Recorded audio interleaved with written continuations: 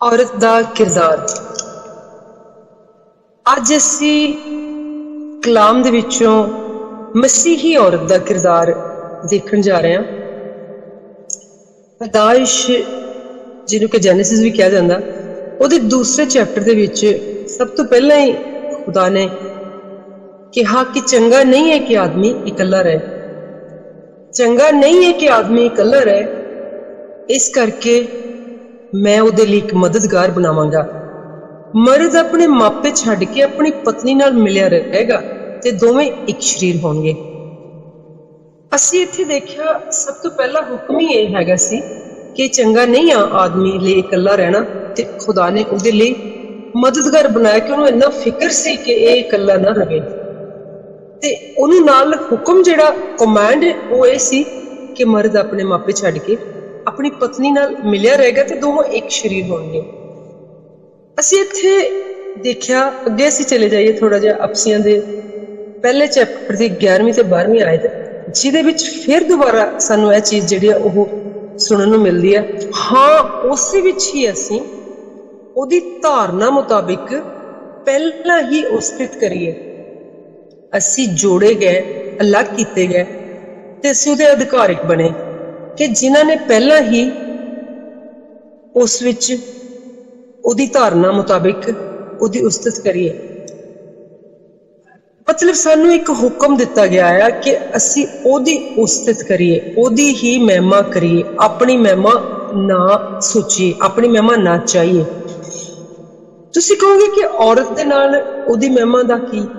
ਕਿਉਂਕਿ ਜਦੋਂ ਅਸੀਂ ਆਪਣੀ ਮਹਿਮਾ ਚਾਹਣਾ ਸ਼ੁਰੂ ਕਰ ਦਿੰਦੇ ਫਿਰ ਅਸੀਂ ਉਹਦੇ ਤੋਂ ਉਹਨੂੰ ਪਿੱਛੇ ਕਰਕੇ ਆਪ ਅੱਗੇ ਆ ਜਾਂਦੇ। ਜਿਸ ਤਰ੍ਹਾਂ ਅਸੀਂ ਤੁਰੇ ਜਾਂਦੇ ਹੋਈਏ ਦੋ ਜਣੇ, ਅਸੀਂ ਇੱਕ ਨੂੰ ਪਿੱਛੇ ਕਰਕੇ ਤੇ ਦੂਸਰੇ ਨੂੰ ਅੱਗੇ ਆਈਏ, ਤੇ ਜ਼ਾਹਿਰ ਹੈ ਜਦੋਂ ਅਸੀਂ ਅੱਗੇ ਆ ਜਾਂਦੇ ਹਾਂ ਤੇ ਫਿਰ ਉਹ ਜਦੋਂ ਅਸੀਂ ਕਿਸੇ ਪ੍ਰੋਬਲਮ 'ਚੋਂ ਡਿੱਗਣਾ ਹੁੰਦਾ ਤੇ ਸਾਨੂੰ ਉਹ ਪਿੱਛੇ ਜਾਣਾ ਪੈਂਦਾ ਤਾਂ ਕਿ ਉਹ ਸਾਨੂੰ ਸੰਭਾਲ ਸਕੇ, ਤੇ ਅਸੀਂ ਪਿੱਛੇ ਨਹੀਂ ਜਾਣਾ ਲਾਇਕ ਕਰਦੇ ਆ। ਸਾਡੀ ਇਨਸਾਨੀ ਫਿਤਰਤ ਹੈ, ਚਾਹੇ ਕੁੜੀ ਦੀ ਹੈ ਚਾਹੇ ਮੁੰਡੇ ਦੀ। ਇਸ ਕਰਕੇ ਉਸ ਵੇਲੇ ਸਾਨੂੰ ਆਪਣੀ ਜਿਹੜੀ ਗਲਤੀ ਆ ਉਹ ਪਤਾ ਹੋਣਾ ਚਾਹੀਦਾ ਕਿ ਅਸੀਂ ਖੁਦਾ ਨੂੰ ਪਿੱਛੇ ਕਰਕੇ ਅੱਗੇ ਆ ਗਏ।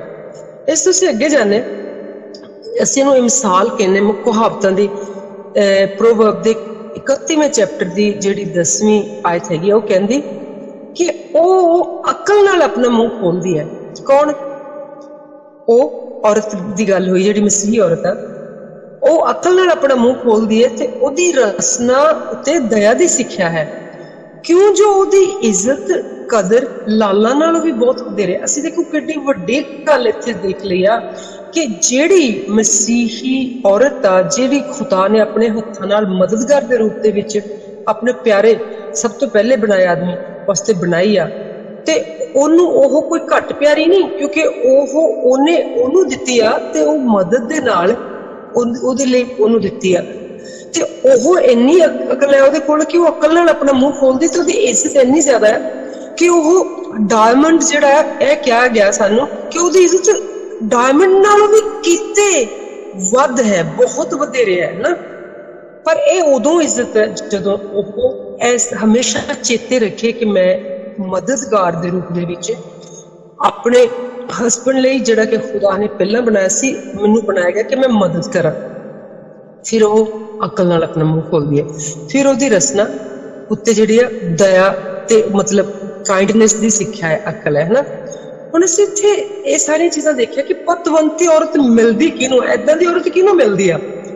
ਜਿਹੜਾ ਖੁਦਾ ਨੂੰ ਆਪਣਾ ਆਪ ਜਿਹੜਾ ਆ ਨਾ ਉਹ ਡੈਡੀਕੇਟ ਕਰ ਦਿੰਦਾ ਹੈ, ਜਿਹੜਾ ਆਪਣੇ ਆਪ ਨੂੰ ਮਾਈਨਸ ਕਰ ਦਿੰਦਾ, ਜਿਹੜਾ ਆਪਣੇ ਆਪ ਨੂੰ ਮਤਲਬ ਜ਼ੀਰੋ ਬਣਾ ਦਿੰਦਾ, ਤੇ ਫਿਰ ਖੁਦਾ ਉਸ ਜ਼ੀਰੋ ਦੇ ਨਾਲ ਕਾਫੀ ਸਾਰੇ ਸਾਤੇ ਆਠੇ ਏਕੇ ਜੋ ਮਰਜ਼ੀ ਚਾਹਵੇ ਲਾ ਦੇਵੇ, ਉਹਨੂੰ ਪਤਵੰਤੀ ਔਰਤ ਮਿਲਦੀ ਆ ਨਾ।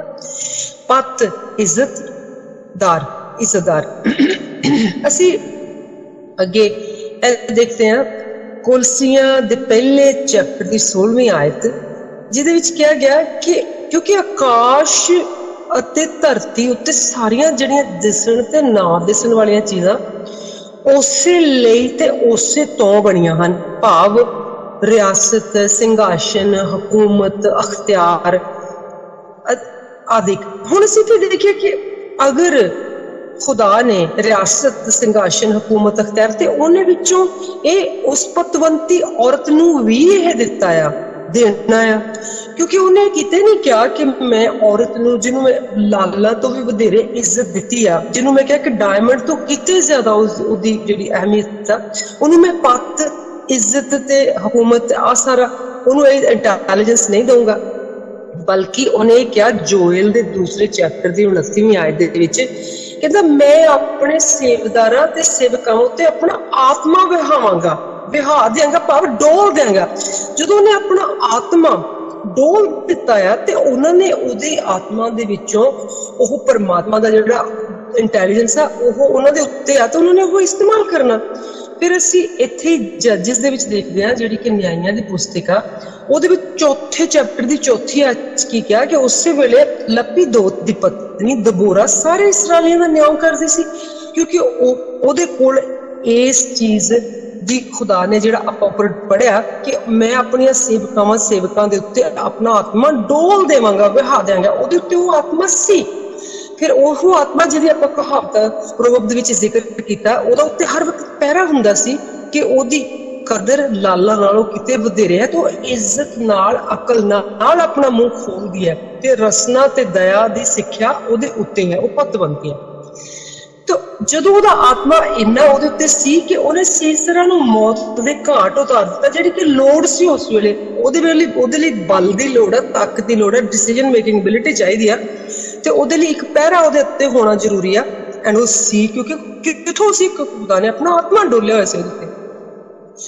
ਪਰ ਅਸੀਂ ਜਦੋਂ ਹੁਣ ਦਬੋਰਾ ਨੂੰ ਦੇਖਿਆ, ਇਸੇ ਤਰ੍ਹਾਂ ਅਸੀਂ ਅੱਗੇ ਜਾ ਕੇ ਦੇਖੀ ਫਿਲੇਮੋਨ ਪਹਿਲੇ ਦੇ ਦੂਸਰੇ ਚੈਪਟਰ 'ਚ ਪੌਲਸ ਰਸੂਲ ਕੀ ਆ, ਉਹ ਫਤਿਹ ਬੁਲਾ ਰਿਹਾ, ਸਲਾਮਤੀ ਭੇਜ ਰਿਹਾ, ਤੇ ਉਹ ਨਾਲ ਕੀ ਕਹਿੰਦਾ, ਮੇਰੀ ਭੈਣ, ਸਾਡੀ ਭੈਣ ਆਫੀਆ ਤੇ ਸੰਗੀ ਸਿਪਾਹੀ ਅਰਖਪੁਸ ਨੂੰ ਕਹਿੰਦਾ ਇਹ ਸਾਨੂੰ ਖਾਸ ਨਜ਼ਰ ਆਉਂਦਾ। ਇੱਥੇ ਜੁਆਇੰਟ ਕੰਮ ਨਜ਼ਰ ਆਉਂਦਾ ਹੈ, ਇੱਥੇ ਇਹ ਨਜ਼ਰ ਆਉਂਦਾ ਕਿ ਫਿਲੇਮੋਨ ਤੇ ਆਫੀਆ ਸ਼ਾਇਦ ਹਸਬੈਂਡ ਵਾਈਫ ਆ ਦੋਨੇ, ਤੇ ਜਿਹਦੇ ਵਿੱਚ ਕੀ ਆ ਕਿ ਉਹ ਜਦੋਂ ਅਸੀਂ ਜਿੱਦਾਂ ਹੁਣ ਅਸੀਂ ਕਿਸੇ ਨੂੰ ਜਾ ਕੇ ਮਿਲਦੇ ਹਾਂ ਤੇ ਨਾਲ ਅਸੀਂ ਉਹਦੀ ਪਤਨੀ ਨੂੰ ਵੀ ਸਲਾਮ ਕਹਿੰਦੇ ਹਾਂ, ਉਹਨੂੰ ਪੁੱਛਦੇ ਸਤਿ ਸ਼੍ਰੀ ਅਕਾਲ ਭੈਣ ਜੀ ਤੁਸੀਂ ਠੀਕ ਹੋ, ਅਸੀਂ ਮਤਲਬ ਉਹਨਾਂ ਨੂੰ ਬੜੇ ਇੱਜ਼ਤ ਮਾਣ ਦਿੰਦੇ ਆ। ਇੱਥੇ ਉਹ ਉਹਨੂੰ ਇੱਜ਼ਤ ਮਾਣ ਦੇ ਰਿਹਾ ਸਿਸਟਰ ਆਫੀਆ ਨੂੰ, ਤੇ ਖਾਸ ਕਰਕੇ ਇਹ ਵੀ ਕਹਿੰਦਾ ਹੈ ਕਿ ਸਾਥੇ ਕਹਿੰਦਾ ਇਹ ਮੇਰੀ ਬੜੀ ਪਰਉਪਕਾਰਨ ਹੈ, ਤੇ ਨਾਲ ਜਿਹੜੀ ਦੂਸਰੀ ਮਰੀਅਮ ਉਹਨੂੰ ਵੀ ਤੁਸੀਂ ਮੇਰੀ ਸੁਖਸਾਂਦ ਕਹਿਣਾ, ਜਿਹਨੇ ਕਿ ਕਹਿੰਦਾ ਤੁਹਾਡੇ ਲਈ ਬਹੁਤ ਜ਼ਿਆਦਾ ਮਿਹਨਤ ਕੀਤੀ ਹੈ, ਹਨਾ। ਹੁਣ ਅਸੀਂ ਦੇਖਣਾ ਕਿ ਪੌਲਸ ਰਸੂਲ ਨੇ ਅੱਗੇ ਜਾ ਕੇ ਸਾਨੂੰ ਬਹੁਤ ਇਹਦੇ ਵਿੱਚ ਸਾਨੂੰ ਨਜ਼ਰ ਆਇਆ ਕਿ ਔਰਤ ਦੀ ਜਿਹੜੇ ਉਹਨਾਂ ਨੇ ਇੱਕ ਇੱਥੇ ਅਸੀਂ ਰੋਮੀਓ ਉਹਦੇ 16ਵੇਂ ਚੈਪਟਰ ਦੀ ਪਹਿਲੀ ਆਇਤ ਦੇਖ ਲੈਣੇ, ਕਹਿੰਦਾ ਤੁਹਾਨੂੰ ਫੀਬੀ ਸਿਸਟਰ ਫਿਓਬੀ ਦੇ ਬਾਰੇ ਕਹਿੰਦਾ ਉਹਦੀ ਗੱਲ, ਉਹਦਾ ਰੈਫਰੈਂਸ ਦਿੰਦਾ ਹੈ ਕਿਉਂਕਿ ਉਹਨੇ ਕਹਿੰਦਾ ਉਹਨੇ ਬਹੁਤ ਜ਼ਿਆਦਾ ਉਹਦੀ ਗੱਲ ਮੰਨਣੀ ਆ, ਕਿਉਂਕਿ ਉਹਨੂੰ ਮਦਦ ਜਿਹੜੀ ਵੀ ਚਾਹੀਦੀ ਹੋਵੇ ਤੁਸੀਂ ਦੇਣੀ ਆ।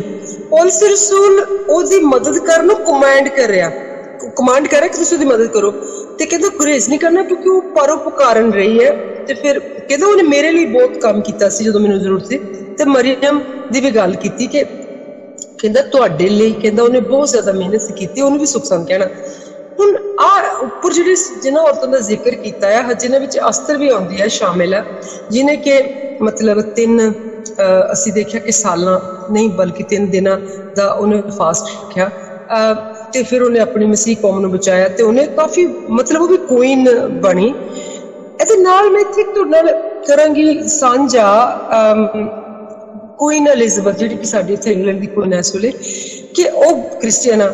ਕਿਉਂਕਿ ਅਗਰ ਤੁਹਾਡੇ ਕੋਲ ਖੁਦਾ ਨੇ ਇਹ ਜਿਹੜੀਆਂ ਉੱਪਰ ਮੈਂ ਜ਼ਿਕਰ ਕੀਤਾ ਆ ਕਿ ਜੋਇਲ ਦੇ ਵਿੱਚ ਕਿ ਮੈਂ ਆਪਣੇ ਸੇਵਕਾਂ ਉੱਤੇ ਆਪਣਾ ਆਤਮਾ ਡੋਲ ਦਿਆਂਗਾ, ਵਹਾਵਾਂਗਾ, ਬਹਾ ਦਿਆਂਗਾ, ਤੇ ਫਿਰ ਅਸੀਂ ਦੇਖਿਆ ਕਿ ਪਤਵੰਤੀ ਔਰਤ ਕਹਾਵਤ ਵਿੱਚ ਅਸੀਂ ਪੜ੍ਹਿਆ ਕਹਾਵਤ ਵਿੱਚ ਕਿਹਨੂੰ ਮਿਲਦੀ ਆ। ਅਗਰ ਖੁਦਾ ਨੇ ਉਹਨਾਂ ਔਰਤਾਂ ਉੱਤੇ ਆਪਣਾ ਆਤਮਾ ਡੋਲਿਆ ਆ, ਉਹਨਾਂ ਨੂੰ ਪਤਵੰਤੇ ਬਣਾਇਆ ਆ, ਜਿਨ੍ਹਾਂ ਨੂੰ ਕਹਿ ਕੇ ਉਹਨਾਂ ਦੀ ਕਦਰ ਲਾਲਾਂ ਨਾਲੋਂ ਵੀ ਵਧੇਰਿਆ, ਤੇ ਉਹਨਾਂ ਨੇ ਉਹ ਇਸਤੇਮਾਲ ਕਰਨਾ ਆ, ਤੇ ਪਰ ਉਹਨੂੰ ਕਈ ਵਾਰੀ ਉਹਨੂੰ ਫਿਰ ਵੀ ਉਹ ਮਦਦਗਾਰ ਹੈ, ਕਿਉਂਕਿ ਉਹ ਜਿਹੜਾ ਆਤਮਾ ਆ ਉਹ ਉਹਨੂੰ ਮਦਦ ਕਰਕੇ ਅੱਛਾ ਬਣਾਉਣ ਲਈ, ਜਿਹੜੀ ਆਪਣੀ ਕਮਿਊਨਿਟੀ ਨੂੰ ਅੱਛਾ ਬਣਾਉਣ ਲਈ, ਜਾਂ ਫਿਰ ਜਿਸ ਤਰ੍ਹਾਂ ਅਸਤਰ ਨੂੰ ਦਿੱਤਾ ਗਿਆ ਸੀ ਕਿ ਅਸਤਰ ਆਪਣੀ ਕਮਿਊਨਿਟੀ ਨੂੰ ਬਚਾਵੇ, ਦਬੋਰਾ ਨੂੰ ਦਿੱਤਾ ਗਿਆ ਕਿਉਂਕਿ ਦਬੋਰਾ ਵੀ ਉਹਨਾਂ ਲੋਕਾਂ ਕੋਲ ਉਸ ਵੇਲੇ ਉਸ ਜਿਹੜੇ ਇਸਰਾਇਲੀ ਸੀਗੇ ਜਿਨ੍ਹਾਂ ਦੇ ਵਿੱਚ ਅਸੀਂ ਦੇਖਿਆ ਕਿ ਉਹ ਲਪੀਦੋਤ ਦੀ ਪਤਨੀ ਦਬੋਰਾ, ਦੇਖੋ ਉਹਦੇ ਪਤੀ ਦਾ ਵੀ ਤਾਂ ਨਾਂ ਹੈ ਲਪੀਦੋਤ, ਦੀ ਪਤਨੀ ਦਬੋਰਾ ਨੇ ਇਸਰਾਈਲੀਆਂ ਦਾ ਨਿਆਂ ਕਰੇ ਤੇ ਉਹ ਬਚਾਵੇ ਉਹਨਾਂ ਨੂੰ, ਇਸ ਲਈ ਉਹਨੂੰ ਵਰਤਿਆ ਗਿਆ, ਉਹਨੂੰ ਦਿੱਤਾ ਗਿਆ। ਉਹਦੀ ਖਾਸ ਵਜ੍ਹਾ ਹੋਏਗੀ, ਖੁਦਾ ਜਾਣਦਾ ਉਹਨੇ ਕਿਉਂ ਦਿੱਤਾ। ਇਸੇ ਤਰ੍ਹਾਂ ਹੁਣ ਸਾਡੀ ਮਤਲਬ ਜਿਹੜੀ ਮੈਂ ਕੁਈਨ ਜਾਣਦੀ ਕਿ ਜਿਹੜਾ ਉਹਦਾ ਉਹ ਪਿਛਲੇ ਦਿਨਾਂ ਦੇ ਵਿੱਚ ਉਹਦੇ ਪਤੀ ਦੀ ਡੈਥ ਹੋਈ ਆ, ਉਹ 99 ਸੀਗਾ, ਉਹਨੇ 2 ਹਫ਼ਤਿਆਂ ਤੱਕ 100 ਹੋ ਜਾਣਾ ਸੀ। ਤੇ ਉਹਦਾ ਜਿਹੜਾ ਰੋਲ ਸੀਗਾ ਆਪਣੀ ਵਾਈਫ ਦੇ ਕੰਮ ਨੂੰ ਅੱਛੇ ਤਰੀਕੇ ਦੇ ਨਾਲ ਨਿਪਟਾਉਣ ਦਾ ਰੋਲ ਸੀਗਾ, ਪਰ ਕਦੇ ਵੀ ਉਹਦਾ ਆਹ ਰੋਲ ਨਹੀਂ ਸੀਗਾ ਕਿ ਆਪਣੀ ਵਾਈਫ ਦੇ ਕੰਮ ਦੇ ਉੱਤੇ ਟੀਕਾ ਟਿੱਪਣੀ ਕਰਨ ਦਾ। ਦੇਖੋ ਐਂਡ ਉਹਨਾਂ ਨੇ ਬਹੁਤ ਅੱਛਾ ਮਤਲਬ ਆਪਾਂ ਕਹਿ ਸਕਦੇ ਹਾਂ ਕਿ 75 ਸਾਲਾਂ ਦੀ, ਕਿਉਂਕਿ ਉਹ ਉਸ ਵੇਲੇ ਉਹਦੀ ਉਮਰ ਸਿਰਫ 20 ਸਾਲਾਂ ਤੋਂ ਲੈ ਕੇ 22 ਸਾਲਾਂ ਦੇ ਵਿੱਚ ਸੀ, ਜਿਨ੍ਹਾਂ ਦਿਨਾਂ 'ਚ ਉਹਨਾਂ ਦਾ ਸਭ ਤੋਂ ਪਹਿਲਾਂ ਮੇਲ ਮਿਲਾਪ ਹੋਇਆ, ਫਿਰ ਉਹਦੀ ਸ਼ਾਦੀ ਹੋਈ। ਤੇ ਉਹਨਾਂ ਦੀ 75 ਸਾਲਾਂ ਦੀ ਸ਼ਾਦੀ ਕਿਸ ਤਰ੍ਹਾਂ ਟਿਕੀ ਆ?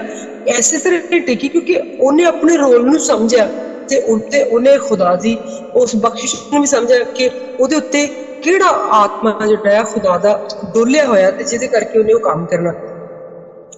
ਇੱਥੇ ਅਸੀਂ ਹੁਣ ਇੱਕ ਜਿਹੜੀ ਦੂਸਰੀ ਚੀਜ਼ ਦੇਖਣੀ ਆ ਉਹ ਇਹ ਹੈਗਾ ਕਿ ਸਾਨੂੰ ਕਈ ਵਾਰੀ ਮੁਸ਼ਕਿਲ ਇਹ ਆਉਂਦੀ ਆ ਕਿ ਅਸੀਂ ਜਦੋਂ ਨਵੇਂ ਐਹਦਨਾਮੇ ਦੇ ਵਿੱਚ ਉੱਪਰਲੀਆਂ ਜਿਹੜੀ ਚੀਜ਼ਾਂ ਮੈਂ ਤੁਹਾਨੂੰ ਦੱਸੀਆਂ ਪੜ੍ਹ ਰਹੀ ਹਾਂ, ਇਹ ਪੜ੍ਹਦੇ ਆ, ਉਹਦੇ ਨਾਲ ਨਾਲ ਅਸੀਂ ਕਈ ਵਾਰੀ ਡੀਗ੍ਰੇਡ ਕਰਨਾ ਸ਼ੁਰੂ ਕਰ ਦਿੰਦੇ ਆ ਔਰਤਾਂ ਨੂੰ, ਜਦੋਂ ਸਾਡੇ ਕੋਲ ਆਪਣੇ ਕੋਲੇ ਉਹ ਅੰਡਰਸਟੈਂਡਿੰਗ ਨਹੀਂ ਹੈਗੀ। ਜੋਇਲ ਦੇ 2 ਚੈਪਟਰ ਦੀ 29ਵੀਂ ਆਇਤ ਵਾਲੀ, ਜਿਹਦੇ ਵਿੱਚ ਕਿਹਾ ਗਿਆ ਕਿ ਮੈਂ ਆਪਣੀਆਂ ਆਪ ਸੇਵਕਾਂ ਉੱਤੇ ਆਪਣਾ ਆਤਮਾ ਡੋਲਾਂਗਾ, ਕੰਮ ਕਰਨ ਲਈ ਉਹਨਾਂ ਨੂੰ ਤਿਆਰ ਕਰਾਂਗਾ, ਹਨਾ। ਜਾਂ ਫਿਰ ਕਹਾਵਤਾਂ ਵਾਲੀ ਵੀ ਸਾਡੇ ਕੋਲ ਕਈ ਵਾਰ ਨਹੀਂ ਹੈਗਾ ਕਿ ਪਤਵੰਤੀ ਔਰਤ ਕੌਣ ਹੈ ਤੇ ਕਿਸ ਨੂੰ ਮਿਲਦੀ ਹੈ।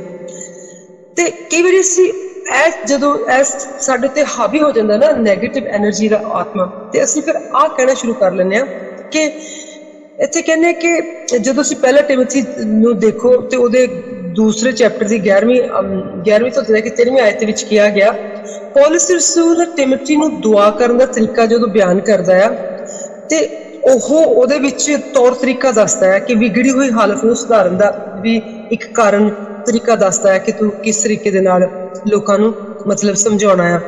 ਤੇ ਇੱਥੇ ਉਹ ਇਹ ਵੀ ਕਹਿੰਦਾ ਆ ਪਹਿਲੇ ਕੁਰਿੰਥੀਆਂ ਦੇ 14ਵੇਂ ਚੈਪਟਰ ਦੀ 34ਵੀਂ ਆਇਤ ਵਿੱਚ ਕਿ ਸ਼ਰ੍ਹਾ ਵਿੱਚ ਔਰਤਾਂ ਚੁੱਪ ਰਹਿਣ ਕਿਉਂਕਿ ਉਹਨਾਂ ਨੂੰ ਬੋਲਣ ਦੀ ਆਗਿਆ ਨਹੀਂ ਹੈ, ਸਗੋਂ ਅਧੀਨ ਰਹਿ ਕੇ ਸ਼ਰ੍ਹਾ ਦੀ ਰਹਿਣ। ਸ਼ਰ੍ਹਾ ਵੀ ਇਹੀ ਕਹਿੰਦੀ ਹੈ।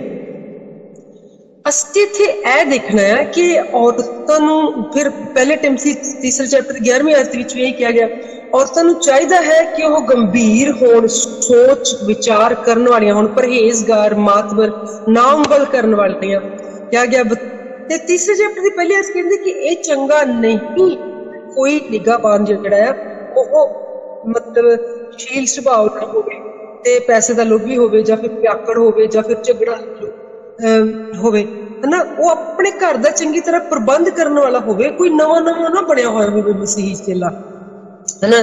ਕਿਸੇ ਤਜਰਬਾਕਾਰ ਦੇ ਨਿਗਰਾਨੀ ਦੇ ਹੇਠ ਆਪਣਾ ਵਕਤ ਗੁਜ਼ਾਰੇ। ਹੁਣ ਦੇਖੋ ਇੱਥੇ ਤਜਰਬਾਕਾਰ ਨਿਗਰਾਨੀ ਦੇ ਹੇਠ ਵਕਤ ਗੁਜ਼ਾਰਨ ਦੀ ਗੱਲ ਕਰੀ ਆ।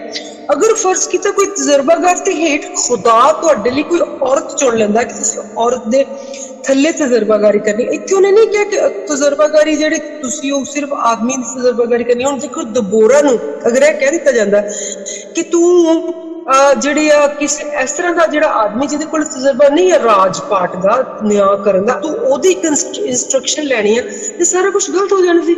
ਉਹਦੀ ਇੰਸਟਰਕਸ਼ਨ ਬਲਕਿ ਆਪਣੇ ਪਤੀ ਲਾਪੀ ਤੋਂ ਦੀ ਵੀ ਇੰਸਟਰਕਸ਼ਨ ਤੋਂ ਬਿਨਾਂ ਸਿੱਧਾ ਉਹਦੇ ਕੈਰੈਕਟਰ ਦੇ ਵਿੱਚ ਖੁਦਾ ਦੀ ਇੰਸਟਰਕਸ਼ਨ ਨਜ਼ਰ ਆ ਰਹੀ ਹੈ, ਖੁਦਾ ਦਾ ਜਿਹੜਾ ਉਹਦਾ ਹੱਥ ਨਜ਼ਰ ਆ ਰਿਹਾ।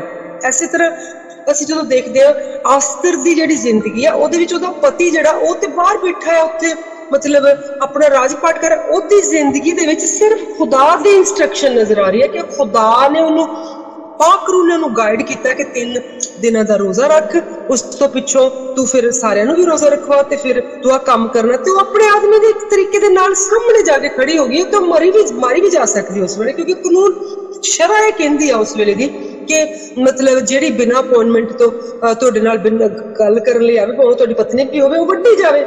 ਪਰ ਇੱਥੇ ਜਿਹੜਾ ਕਿਆ ਇਹ ਜਿਹੜਾ ਲਫ਼ਜ਼ ਆ ਇਹ ਸੇਮ ਮਕਸਦ ਲਈ ਨਹੀਂ ਵਰਤਿਆ ਗਿਆ। ਉਸ ਵੇਲੇ ਜਿਸ ਵੇਲੇ ਪੌਲਸ ਰਸੂਲ ਨੇ ਟਿਮੋਥੀ ਨੂੰ ਸਮਝਦਾਰੀ ਦਿੱਤੀ ਆ ਮਸਲੇ ਚ, ਉਹਦੇ ਕੋਲ ਉਹਨੇ ਸਿੱਖ ਕੇ ਸਾਡੇ ਕੋਲ ਵੀ ਆ ਸਕਦੇ ਕਿ ਸ਼ਾਦੀशुदा ਜ਼ਿੰਦਗੀ ਵਿੱਚ ਮੁਸ਼ਕਿਲਾਂ ਵਾਲੇ ਹੋਰ ਵੀ ਕਈ ਤਰ੍ਹਾਂ ਦੇ ਘਰਾਂ ਦੇ ਮੁਸ਼ਕਿਲਾਂ ਵਾਲੇ, ਉਸ ਵੇਲੇ ਉਹਦਾ ਜਦੋਂ ਔਰਤਾਂ ਨੂੰ ਦਿੱਤਾ ਗਿਆ ਕਿ ਤੁਸੀਂ ਚੁੱਪ ਰਹਿਣ ਤੇ ਉਹਨਾਂ ਨੂੰ ਬੋਲਣ ਦੀ ਆਗਿਆ ਨਹੀਂ ਹੈ, ਇਹ ਉਸ ਵੇਲੇ ਨੂੰ ਮੁੱਖ ਰੱਖਿਆ ਗਿਆ ਜਿਸ ਵੇਲੇ ਐਸ਼ ਫਰੋਸ਼ ਜਿਹੜਾ ਇੱਕ ਇਹੋ ਜਿਹਾ ਡਾਇਨਾ ਦੇਵੀ ਦਾ ਕੋਈ ਮੰਦਿਰ ਸੀਗਾ ਜਿੱਥੇ ਕਿ ਔਰਤਾਂ ਬਹੁਤ ਸਾਰੀਆਂ ਜਿਹੜੀਆਂ ਇਕੱਠੀਆਂ ਹੋ ਕੇ ਬਹੁਤ ਗਲਤ ਪ੍ਰਚਾਰ ਵੀ ਕਰਦੀਆਂ ਸੀ ਤੇ ਬਹੁਤ ਗਲਤ ਕੰਮ ਕਰਦੀਆਂ ਸੀ ਤੇ ਉਹ ਸ਼ਾਦੀशुदा ਲੋਕਾਂ ਦੀ ਜ਼ਿੰਦਗੀਆਂ ਦੇ ਵਿੱਚ ਪੁਆੜੇ ਪਾਉਂਦੀਆਂ ਸੀ ਬਹੁਤ ਜ਼ਿਆਦਾ ਗਲਤ ਤਰ੍ਹਾਂ ਦੇ ਕੱਪੜੇ ਪਾ ਕੇ। ਹੁਣ ਉਸ ਤਰ੍ਹਾਂ ਦੇ ਪੁਆੜਿਆਂ ਵਾਲੀ ਜਿਹੜੀ ਜ਼ਿੰਦਗੀ ਆ ਉਹਦੇ ਤੋਂ ਅਸੀਂ ਅਗਰ ਦੇਖੋ ਕਿ ਇੱਕ ਪਤੀ ਪਤਨੀ 'ਚ ਲੜਾਈ ਹੁੰਦੀ ਹੈ ਤੇ ਫਿਰ ਪਤਨੀ ਨੂੰ ਚੁੱਪ ਕਰਨ ਲਈ ਉਹਨੇ ਕਿਹਾ ਗਿਆ ਕਿ ਨਾ ਬੋਲਣ, ਖਾਸ ਕਰਕੇ ਸ਼ਰਅ 'ਚ ਨਾ ਬੋਲਣ, ਕਿਉਂਕਿ ਉਹਨਾਂ ਨੂੰ ਦੁਆ ਕਰਨ ਲਈ ਕਿਹਾ ਗਿਆ। ਜਦੋਂ ਤੁਸੀਂ ਤੁਹਾਡਾ ਹਸਬੈਂਡ ਵੀ ਲੜਦਾ ਤੁਸੀਂ ਵੀ ਲੜਦੇ ਆ, ਕੀ ਹੁੰਦਾ ਤੁਹਾਡੀ ਜਿਹੜੀ ਸਪਿਰਿਟ ਸਾਰੀ ਖਰਾਬ ਹੋ ਜਾਂਦੀ ਤੇ ਤੁਹਾਡੀ ਖਰਾਬ ਹੋਈ ਸਪਿਰਿਟ ਖੁਦਾ ਨਾਲ ਕਿੱਦਾਂ ਜੁੜੂਗੀ? ਜਦੋਂ ਖੁਦਾ ਦੇ ਨਾਲ ਤੁਸੀਂ ਜੁੜਨਾ ਉਹਦੇ ਲਈ ਤੁਸੀਂ ਕਾਮ ਡਾਊਨ ਚਾਹੀਦੇ ਆ। ਤੁਸੀਂ ਤੁਹਾਨੂੰ ਤੁਹਾਡੀ ਸਪਿਰਿਟ ਜਿਹੜੀ ਉਹ ਬਿਲਕੁਲ ਉਹ ਮਤਲਬ ਬਹੁਤ ਤੁਹਾਡੀ ਨਾਜ਼ੁਕ ਤੇ ਨਰਮ ਸੁਭਾਅ ਚਾਹੀਦਾ ਆ। ਜਿਸ ਤਰ੍ਹਾਂ ਹੁਣ ਤੁਸੀਂ ਆਟਾ ਦੇਖੋ, ਅਗਰ ਉਹਨੂੰ ਇੰਨਾ ਸਖਤ ਰੱਖ ਦਿੱਤਾ ਜਿੱਦਾਂ ਦੀ ਇੱਟ ਪੱਥਰ ਆ ਤਾਂ ਉਹਦੀ ਰੋਟੀ ਨਹੀਂ ਬਣੇਗੀ। ਅਗਰ ਇੰਨਾ ਪਤਲਾ ਕਰ ਦਿੱਤਾ ਜਾਵੇ ਤੇ ਉਹਦੀ ਫਿਰ ਵੀ ਰੋਟੀ ਨਹੀਂ ਬਣੇਗੀ। ਉਹਦਾ ਇੱਕ ਟੈਕਸਚਰ ਆ, ਉਹਦੀ ਇੱਕ ਕੁਆਲਿਟੀ ਤੇ ਕੁਆਂਟੀਟੀ ਜਿਹੜੀ ਉਹ ਰਾਈਟ ਹੀ ਪਾਣੀ ਦੀ ਹੋਵੇ ਤੇ ਰਾਈਟ ਹੀ ਆਟੇ ਦੀ ਹੋਵੇ ਤੇ ਫਿਰ ਸਹੀ ਤਰੀਕੇ ਨਾਲ ਗੁੰਨਿਆ ਹੋਵੇ ਉਹਦੇ ਵਿੱਚ ਗਿਲਟੀਆਂ ਨਾਲ, ਫਿਰ ਉਹਦੀ ਬਹੁਤ ਸੋਹਣੀ ਰੋਟੀ ਬਣਦੀ ਆ। ਐਸੀ ਤਰ੍ਹਾਂ ਜਦੋਂ ਅਸੀਂ ਖੁਦਾ ਦੀ ਹਜ਼ੂਰ ਦੇ ਵਿੱਚ ਬੈਠਣਾ ਹੈ ਤੇ ਸਾਡੀ ਕੁਆਲਿਟੀ ਕੁਆਂਟੀਟੀ ਸਾਡੇ ਸੁਭਾਅ ਦਾ ਬਹੁਤ ਹੀ ਨਾਜ਼ੁਕ ਤੇ ਨਰਮ ਤੇ ਸਾਫ਼ ਸੁਥਰਾ ਹੋਣਾ ਜ਼ਰੂਰੀ ਆ। ਉਹ ਵਿੱਚ ਕੁਛ ਵੀ ਗਲਤ ਨਹੀਂ ਹੋ ਸਕਦਾ।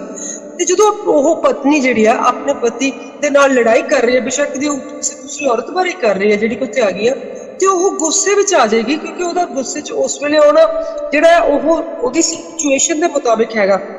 ਉੱਥੇ ਉਹਨੂੰ ਆ ਕਿਹਾ ਗਿਆ ਕਿ ਸ਼ਹਿਰਾਂ ਵਿੱਚ ਔਰਤਾਂ ਚੁੱਪਚਾਪ ਰਹਿਣ, ਉਹਨਾਂ ਨੂੰ ਬੋਲਣ ਦੀ ਆਗਿਆ ਨਹੀਂ, ਤਾਂ ਕਿ ਉਹ ਖੁਦਾ ਦੇ ਨਾਲ ਜੁੜ ਸਕਣ, ਜੁੜ ਕੇ ਖੁਦਾ ਉਹਨਾਂ ਦੀ ਭਗਤੀ ਦਾ ਰੰਗ ਜਿਹੜਾ ਆ ਉਹ ਪੂਰਾ ਕਰ ਸਕੇ, ਉਹਨਾਂ ਦੇ ਉੱਤੇ ਉਹਨਾਂ ਦੀ ਠੀਕ ਤਰੀਕੇ ਦੇ ਨਾਲ ਮਤਲਬ ਉਹਨਾਂ ਨੂੰ ਸਮਝਦਾਰੀ ਦਿੱਤੀ ਜਾਵੇ, ਹੈ ਨਾ।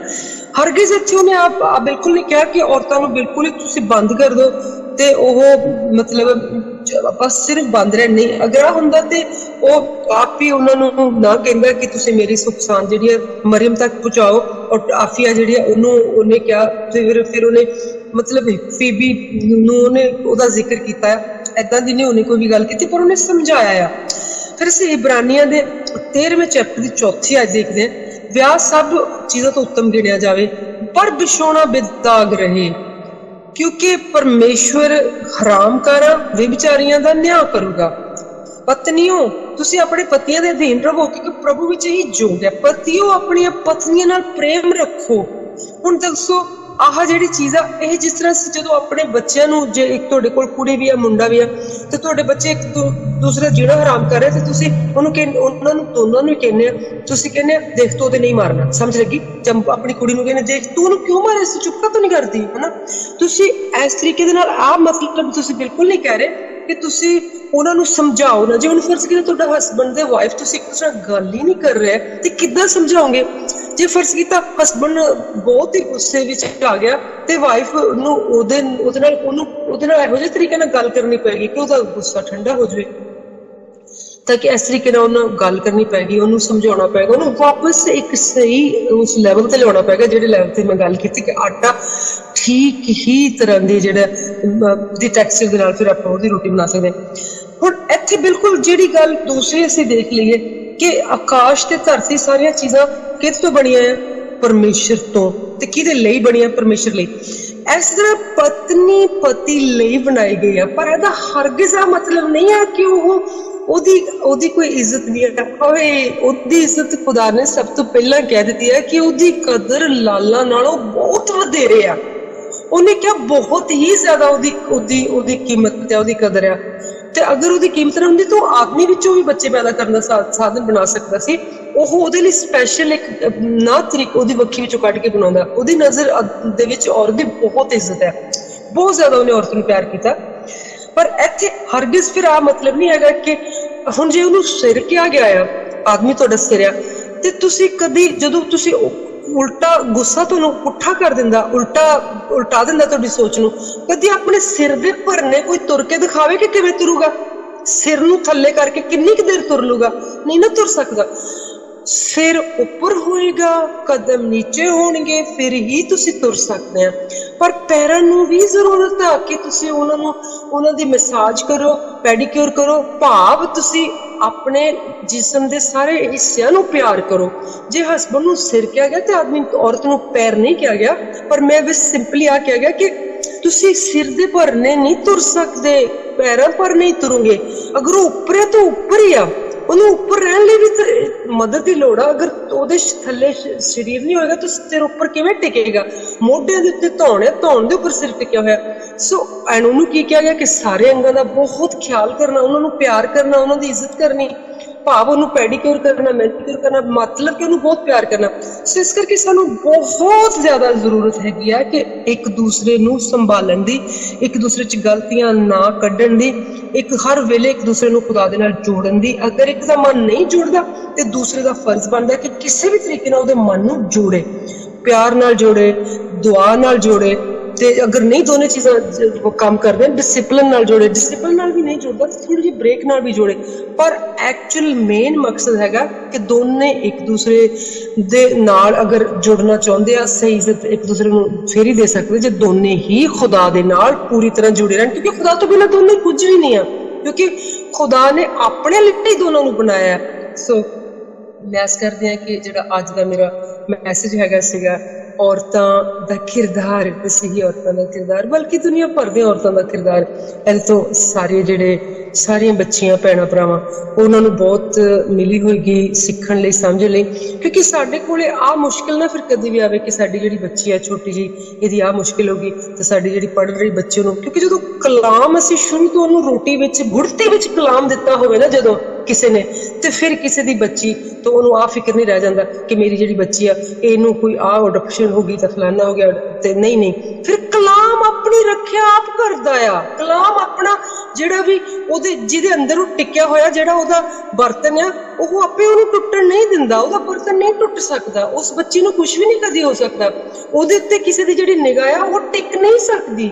ਜਿਸ ਤਰ੍ਹਾਂ ਜਦੋਂ ਤੇਲ ਆ ਮੱਸਾ ਕੀਤਾ ਹੋਇਆ, ਉਹ ਜਦੋਂ ਤੁਸੀਂ ਆਪਣੇ ਜਿਸਮ ਦੇ ਉੱਤੇ ਉਹਨੂੰ ਪਾ ਦਿੰਦੇ ਤੇ ਉੱਥੇ ਕਿਹੜੀ ਚੀਜ਼ ਟਿਕੂਗੀ? ਹਰ ਚੀਜ਼ ਤਿਲਕ ਕੇ ਐਡੀ ਦੂਰ ਜਾਏਗੀ ਕਿ ਉਹ ਉੱਥੇ ਨਾ ਬਿਮਾਰੀ ਟਿਕ ਸਕਦੀ ਆ, ਫਟਾਫਟ ਬਾਹਰ ਨਿਕਲੇਗੀ। ਖੈਰ ਅਸੀਂ ਜਿਹੜਾ ਹੀਲਿੰਗ ਦਾ ਮੈਸੇਜ ਫਿਰ ਕਿਸ ਦਿਨ ਕਰਾਂਗੇ, ਉਹਦੇ ਵਿੱਚ ਆ ਸਾਰਾ ਕੁਛ ਅਸੀਂ ਸਿੱਖਾਂਗੇ। ਅੱਜ ਦਾ ਜਿਹੜਾ ਮੈਸੇਜ ਹੈ ਉਹਦੇ ਵਿੱਚ ਅਸੀਂ ਇਹਨੂੰ ਡਾਇਵਰਟ ਨਹੀਂ ਹੁੰਦੇ, ਹੀਲਿੰਗ ਵਾਲੇ ਪਾਸੇ ਨਹੀਂ ਜਾਂਦੇ। ਸਿੰਪਲੀ ਅਸੀਂ ਇਹਦੇ ਵਿੱਚ ਹੀ ਰਵਾਂਗੇ ਕਿ ਸਾਨੂੰ ਖੁਦਾ ਦੇ ਨਾਲ ਜੁੜਨ ਦੀ ਬਹੁਤ ਜ਼ਿਆਦਾ ਲੋੜ ਆ, ਤਾਂ ਕਿ ਸਾਡਾ ਐਕਚੁਅਲ ਪਤੀ ਉਹੀ ਆ, ਤੇ ਜਿਹੜਾ ਸਾਡਾ ਦੁਨਿਆਵੀ ਪਤੀ ਵੀ ਆ ਉਹਨੂੰ ਵੀ ਸਾਨੂੰ ਸੰਭਾਲਣ ਦੀ, ਇੱਜ਼ਤ ਕਰਨ ਦੀ, ਤੇ ਖੁਦਾ ਦੇ ਨਾਲ ਸਾਨੂੰ ਉਹਨੂੰ ਜੋੜਨ ਦੀ ਰਿਸਪੋਂਸਿਬਿਲਿਟੀ ਦਿੱਤੀ ਗਈ, ਕਿਉਂਕਿ ਅਸੀਂ ਮਦਦਗਾਰ ਆ। ਸਾਡਾ ਹਰ ਔਰਤ ਦਾ ਫਰਜ਼ ਬਣਦਾ ਹੈ ਕਿ ਆਪਣੇ ਹਸਬੈਂਡ ਨੂੰ ਖੁਦਾ ਦੇ ਨਾਲ ਜੋੜੇ, ਤਾਂ ਕਿ ਉਹਦੇ ਕੋਲੋਂ ਇਸ ਚੀਜ਼ ਦਾ ਹਿਸਾਬ ਲਿਆ ਜਾਏਗਾ, ਉਹਨੂੰ ਪੁੱਛਿਆ ਜਾਏਗਾ ਕਿ ਤੂੰ ਕਿਉਂ ਨਹੀਂ ਕੀਤਾ ਨਾ। ਸੋ ਇਸ ਕਰਕੇ I thank you so much for listening to this message, watching this, listening to this. ਮੈਂ ਜਾਣਦੀ ਹਾਂ ਕਿ ਤੁਸੀਂ ਆਪਣੀਆਂ ਜ਼ਿੰਦਗੀਆਂ ਨੂੰ ਬਹੁਤ ਜ਼ਿਆਦਾ ਜਿਹੜੀਆਂ ਉਹ ਉਪਕਾਰ ਕਰਨ ਵਾਲੀਆਂ ਤੇ ਮਤਲਬ ਆਪਣੀਆਂ ਜ਼ਿੰਦਗੀਆਂ ਨੂੰ ਬਹੁਤ ਜ਼ਿਆਦਾ ਖੁਸ਼ਹਾਲ ਬਣਾ ਸਕੋਗੇ। ਆਮੀਨ। ਜੈ ਮਸੀਹ ਦੀ।